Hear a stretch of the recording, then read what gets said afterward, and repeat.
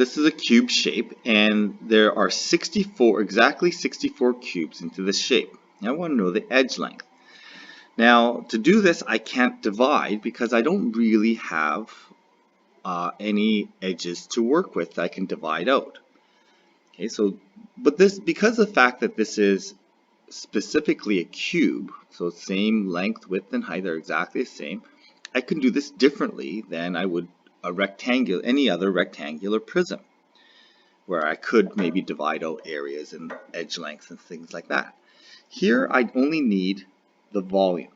I have the volume, and I can find the edge length by just drawing this in.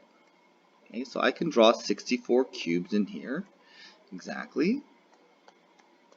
Okay, and there's going to be 16 cubes in the first layer of this, 16 cubes in the second layer, and 16 cubes in the third layer. This is not it.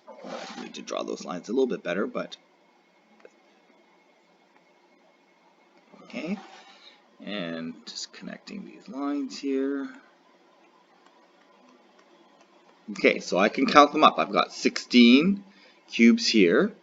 I've got 32 cubes if I do the next layer, 48 cubes if I do the next layer, and then add another 16 more cubes in the back. This gives me 64 cubes.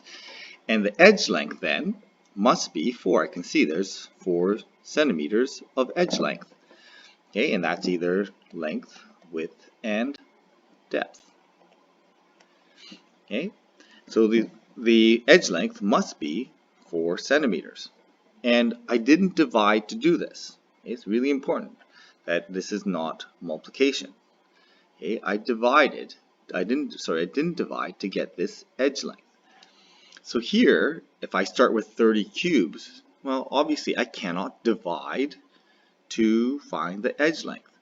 In fact, this one's even harder because I can't actually draw 30 cubes in here very easily.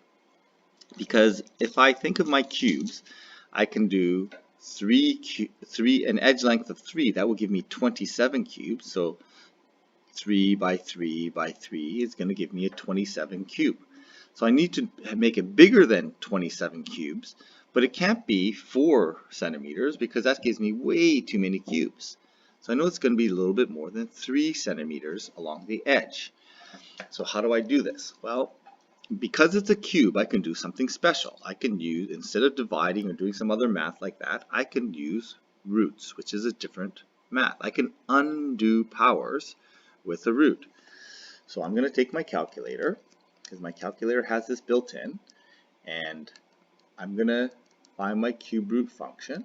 If I do the cube root of 30, I get an edge length of approximately 3.107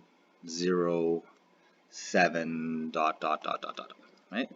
So that's 3, I'm just going to say 3.107 3.10 okay? And so this is about right because I know that this times this times this, or this cubed, will give me a cube shape, and the number of cubes that would fit into that cube shape is exactly 30.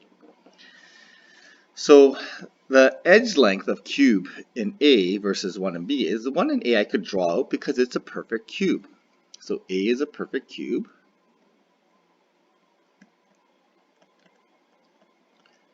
Okay, B is not.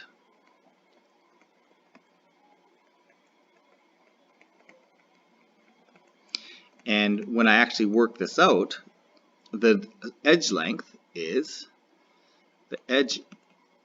irrational. Okay, the irrational number because it is not made from a perfect cube.